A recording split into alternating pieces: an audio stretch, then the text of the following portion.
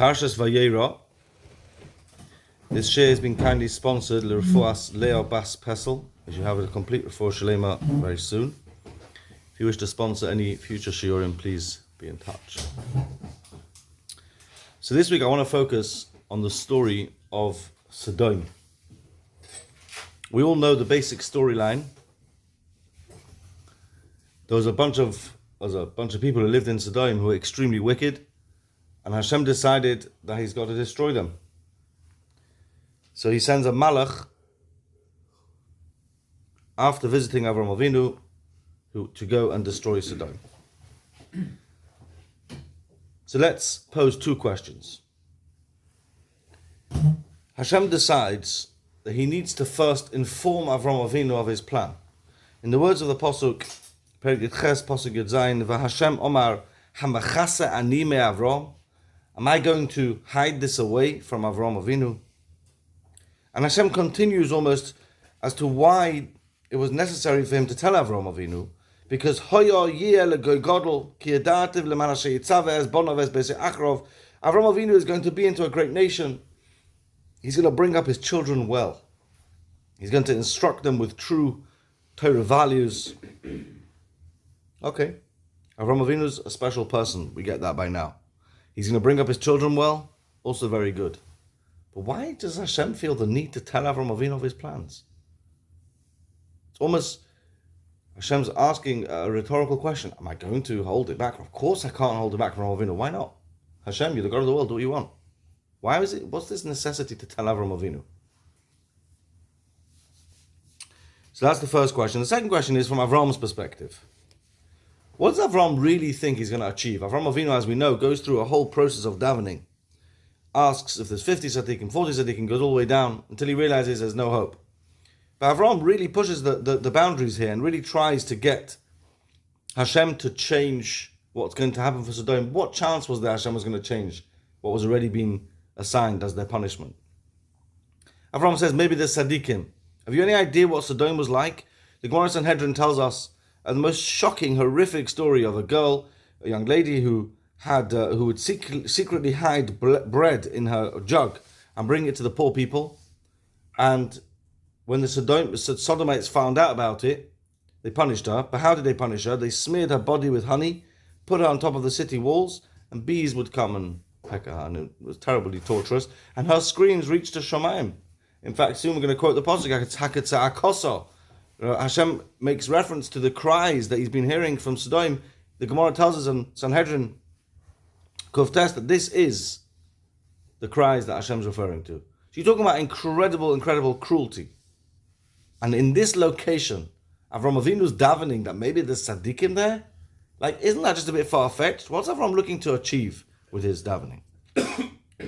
Okay. So, let's deal with the first question first. And the first approach, we're going to explain two approaches, but the first approach is that Hashem wanted Avrohom Avinu to know about what's going to happen in Sedom in order for Avrohom Avinu to have the opportunity to change the Gzeira, to daven to Hashem to change. Now, there's a very interesting Medrash Tanchuma, which we're going to explain with this. The Medrash Tanchuma says, Omar Reb Levi, Lomo Gila HaKadosh Baruch Hu LaAvram. Why did Hashem reveal what was going to be in Sedom to Avrohom Avinu? And this is the words of the Medrash. Shahoya Maharer Ador HaMabul. Because Avrohom Avinu was thinking negatively in reflection about the Dor HaMabul. Loima. Avrohom Avinu said,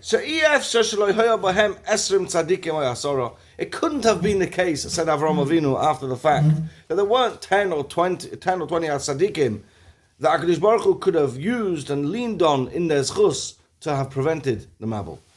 Therefore, HaKadosh Baruch Hu says, you know what? I'm going to reveal to him in order that he shouldn't say, maybe in Sedom there were tzaddikim as well. It's a very, very strange medrash. Why does Hashem feel, so to speak, inverted commas, the need to bring Avrohom Avinu into his decision? Avrohom Avinu might have complaints about his decision. Avrohom Avinu might be bothered about this destruction. So you know what? Let me get him on side first. What for? Why? What's the need for it? You know, lahavdil, if you think of two people, two human beings talking one to another, two politicians, right? and having a back and forth, and one wants to take a certain course of action, and he's concerned about what the other person might think or do or respond or have tainas on him afterwards. So you want to bring him on side before you go. You can understand that between one person and the next. Very, very clever way of living life. But you're talking about the Rebbeinu Shalom here. Why did Hashem feel the need to bring Avrohom Avinu on side? What's the pshat in this medrash? So Avrohom might have tainas, Avrohom might complain. So let him complain. Hashem, you're in charge. The teretz is, pshat in the medrash is, Hashem was concerned that Avrohom Avinu felt, had he been around at the time of the Mabul, he would have davened for the generation. When Avrohom Avinu says maybe there would have been a few tzaddikim, what he means is maybe there would have been a way with which, with my davening, I could have achieved a change of the gzeira. And that's what Avrohom Avinu was upset about. So Hashem says, you know what, Avrohom, I'm going to give you the chance here with Sedom. I'm about to embark on the destruction of Sedom because they've been doing terrible things. I'm going to give you the chance to daven and to intercede to try on their behalf. And this is exactly how Hashem runs the world. It's almost like, if you imagine the scene of a court case. A scene of a court case is there's a prosecution who argues the case as to why a certain conclusion should be reached, why a certain punishment should be meted out. But what happens is the defense come along and they present even the smallest mitigating factor, and that can make all the difference. And Hashem is opening himself up, so to speak, to Avrohom Avinu, saying, come, you present the case. You defend. Let's see what you have to say. Come, use your chance of making the case in the defense of Sedom. And how exactly could the case have been made? What exactly is the case in defense of Sedom? As we mentioned, Sedom were absolutely wicked in all their ways, and there wasn't a chance of any real tzaddikim there. So we're going to say two approaches just very briefly. The first is the approach of the Be'er Mayim Chaim. I've quoted the whole paragraph here in the source sheet, but the Be'er Mayim Chaim essentially says there is no chance that Avrohom Avinu thought there were tzaddikim in Sedom. Just forget about it. Sedom was a wicked place. He wasn't fooling anyone. And you know what? Avrohom Avinu knew that if there were tzaddikim, of course Hashem would have saved the city for those tzaddikim. That's an easy calculation to make. Says the Be'er Mayim Chaim, but Avrohom Avinu says, "Ula yesh tzaddikim mutboin mushkoin b'soicha pirish she'osid lamoid mehem ledoire doiros eza tzaddikim." True, there aren't currently any tzaddikim there, but maybe in the future there'll be tzaddikim, and it's to this end that he davened to Hashem, please consider tzaddikim. What do you mean consider maybe there's tzaddikim? Maybe in the future there will be tzaddikim to come from this generation that we're about to wipe out in Sedom. And you can understand this again in the context of Avrohom Avinu finding a mitigating factor, something that's going to be a cry for mercy in defense of Sedom. Look, they're all wicked people. I get it. Rebbeinu Shalom, they deserve destruction. But maybe there's someone good going to come out of them sometime in the future. And for that reason, Hashem, have mercy on Sedom. And we'll throw in also just a line from the Meshech Chochmah. Meshech Chochmah says that when we talk about tzaddik in this Parsha of maybe we're going to find tzaddikim in Sedom, we don't mean wholesome, perfect people who have achieved greatness. We mean relative to the other people that are there. Meshech Chochmah says similar to Noach. When we said Noach was a tzaddik in his generation, had he been around in Avrohom Avinu, he wouldn't have been, because relative to his generation, he was particularly spiritual. So if you throw that in as well, really what we're looking for, we're just looking for some decent people. Compared to Sedom, we're looking for some decent people, some decent person to come out of these people, this generation, sometime in the future. And it still didn't work because Hashem says, no, there aren't any tzaddikim, there's nothing doing. These guys are corrupt, they're through and through.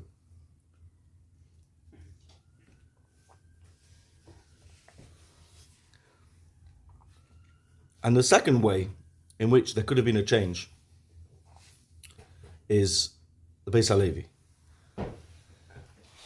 Beis HaLevi says that there's din and there's mishpat. Now, both are translated loosely as judgment type words. But the difference is, mishpat is the Rebbeinu Shalom delivering what is due. And what is due is very, very harsh.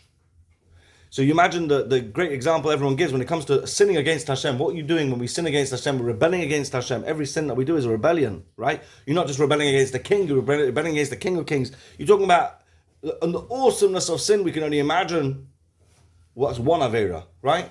The mishpat, the due punishment that would be due to a person would be too unbearable. It wouldn't be something that a person could even survive, a person could even contain.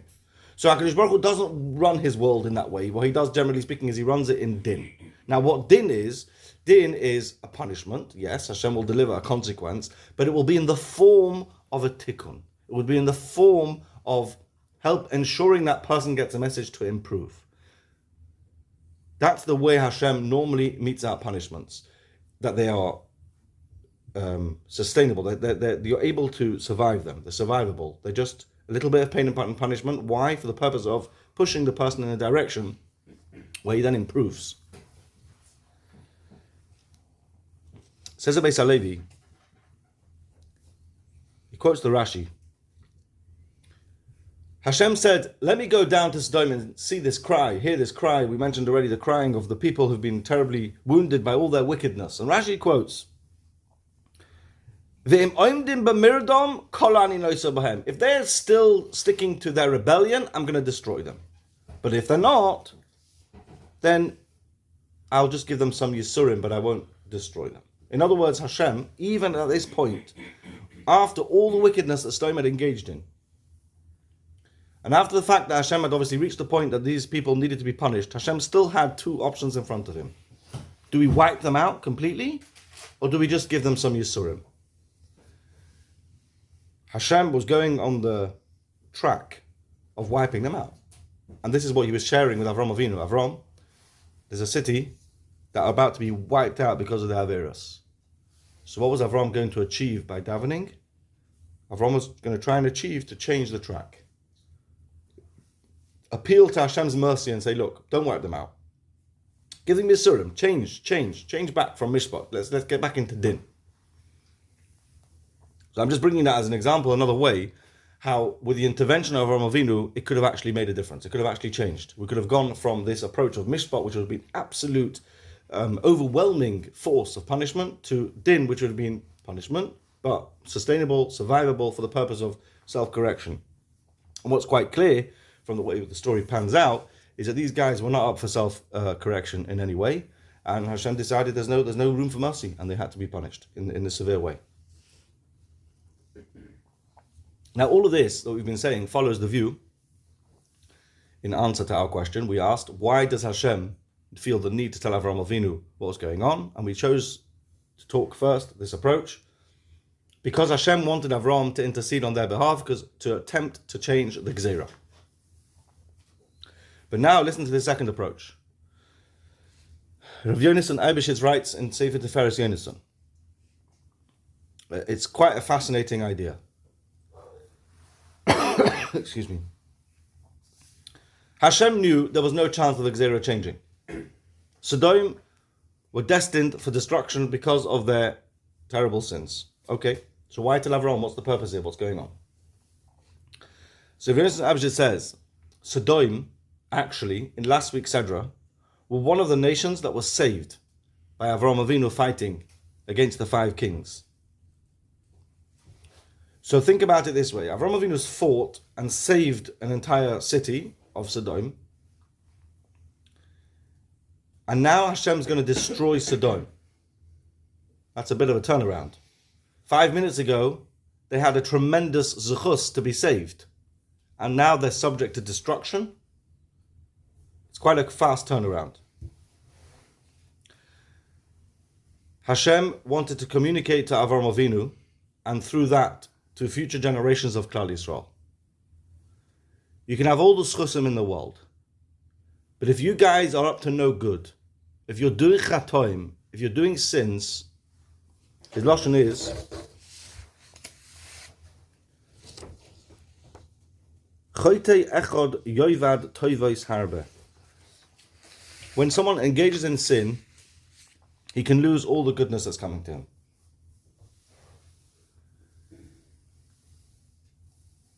In other words, Hashem was concerned that in future generations, Klal Yisrael will look back at all the promises that Hashem has made to us as a people. He's going to be with you, right? He says to all the others all the time, I'm going to be with you throughout everything. I might be aste ponai, I might be hidden, but I'll still be there. We know Hashem's always with us. Hashem has chosen us as our nation. It's possible for a person to reach the false conclusion that, you know what? Hashem loves us, Hashem's our king, we're his chosen nation. We'll get by. Doesn't matter what I get up to. It doesn't matter how many sins I do or don't do. It doesn't matter what my behavior is like, because Hashem will save the day. So Rebbeinu Shalom orchestrated this chain of events for us to take a step back and look at what's going on here. You have Sedom. That 1 minute, they were Zoicha to be saved from the kings. Avrohom Avinu intervened. Obviously Hashem allowed for them to be saved. But then they descended into terrible wickedness and chet. And at that point, they lost all their ability to be saved. And it was because of their chatoim that they were destroyed. But not just that. Avrohom Avinu even davened on their behalf. And it still didn't help. Because if a person is holding on to wickedness, if a person is holding on to his chatoim, then even all his attempts for davening and rachmanos and everything else is going to fall on deaf ears, as long as you're holding on to those chatoim. And it's that message, that strong message, that Hashem wanted to deliver for generations to Klal Yisrael. So Hashem orchestrated that telling Avrohom Avinu what was going to happen, so for Avrohom Avinu to daven, even though Hashem knew that his tefillah wouldn't change anything materially regards to Sedom. But just for the show, just for what that looks like, just for the message that will deliver for generations. Look, Avrohom Avinu tried davening for Sedom, it didn't help. You know why? Because Sedom were holding on to their sin. So you, Klal Yisrael, don't try the same thing, and make sure you keep away from sin. That was the message, according to Rabbi Yonis Neibishitz. So either way, we've dealt with this first question. Why Hashem felt the need to tell Avrohom Avinu, either, as we said, because Avram could have changed something, or because Avram couldn't change anything, like Yonis Neibishitz just said. But it would be a lesson for Klal Yisrael to learn how they've got to avoid getting involved in sin. And when they are involved in sin, the best person davening for you isn't going to help. You've got to get rid of your sin. But now let's move on to the second question that we began with, which is, from Avrohom Avinu's perspective, what did Avrohom think was going to happen? Why did Avrohom think that him engaging in this tefillah would have meant anything, would have achieved anything? He's asking, maybe the tzaddikim in the city, it's very far-fetched. What's going on here? What was Avrohom Avinu thinking by engaging in tefillah? I think what we can see from here, what we're going to see in a moment, some unbelievable titbits and sources which can really inspire a person in their approach to davening into tefillah.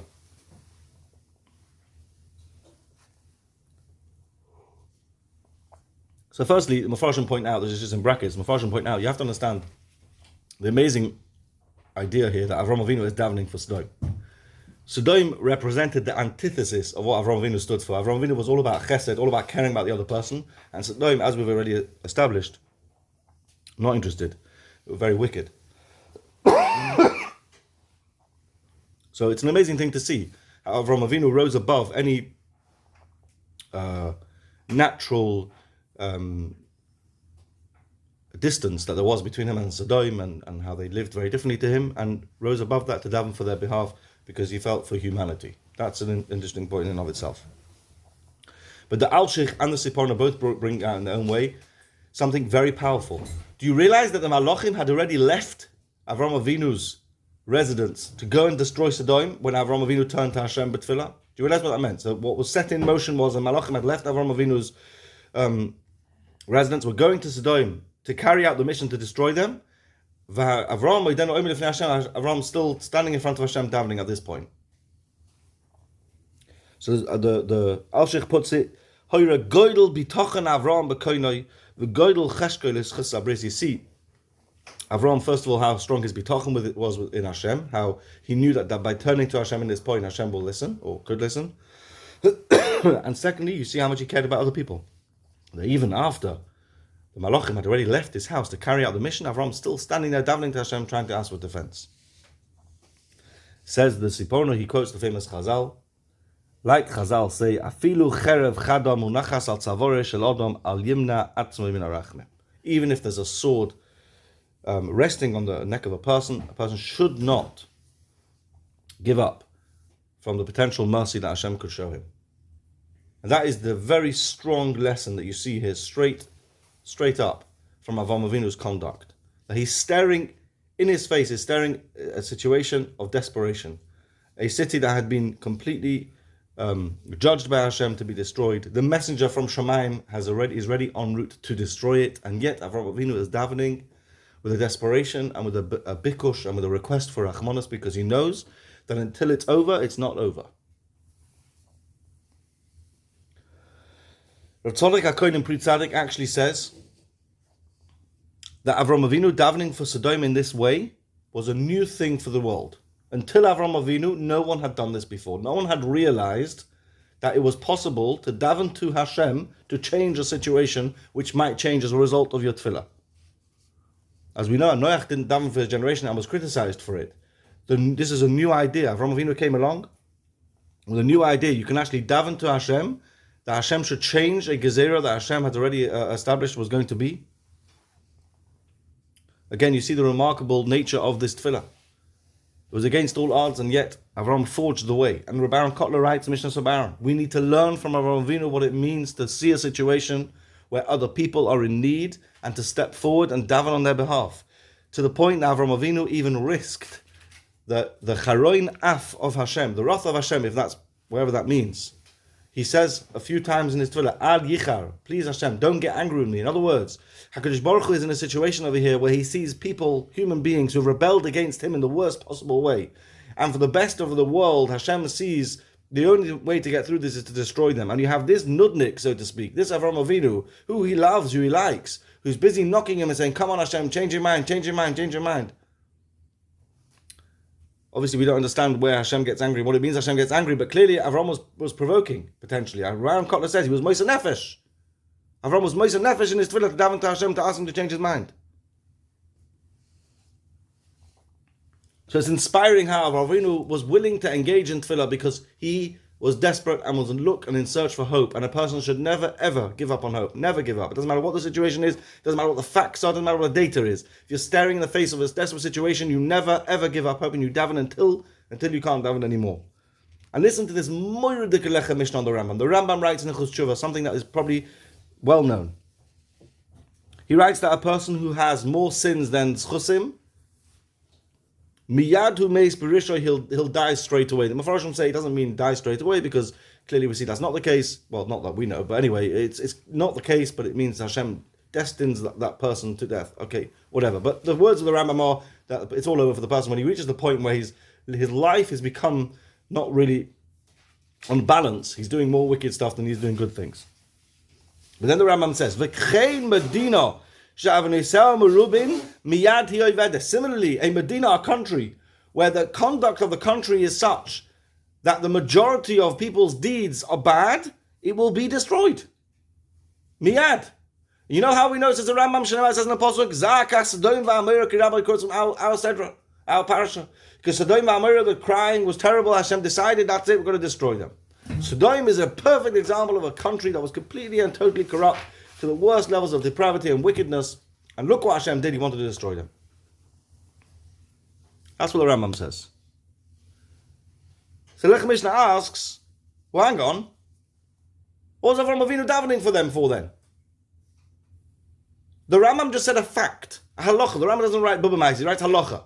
Halacha is a country where most of the people, most of the time, the conduct is so wicked, Hashem will destroy them. That's a fact. That's halacha. So what's Avrohom Avinu got a chance in davening? Says the Lechem Mishnah v'yesh loy ma mipnei tfilas Avrohom hoya moichel af al pi she'ein adin kach. As a result of Avrohom Avinu's intervention, Hashem could have been moichel Sedom for the Averos and changed the entire consequence, changed the entire din. Do you realize what we're talking about here? An entire country that was destined for destruction because of their terrible, wicked deeds. And because of a tefillah of one man, it could have been changed in its entirety.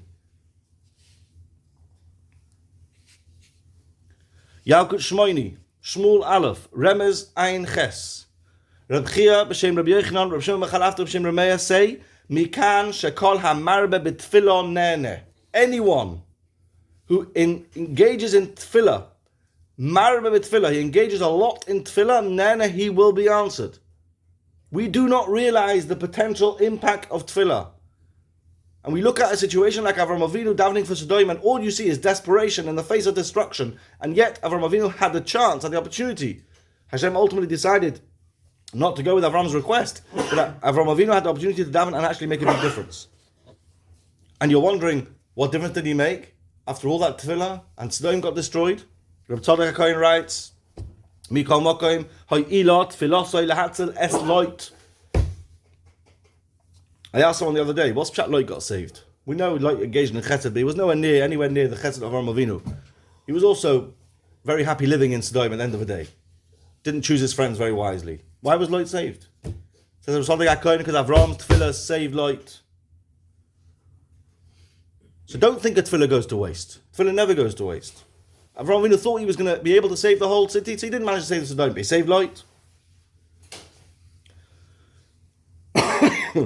Rabbi Franz says over a story which he heard himself from the people involved.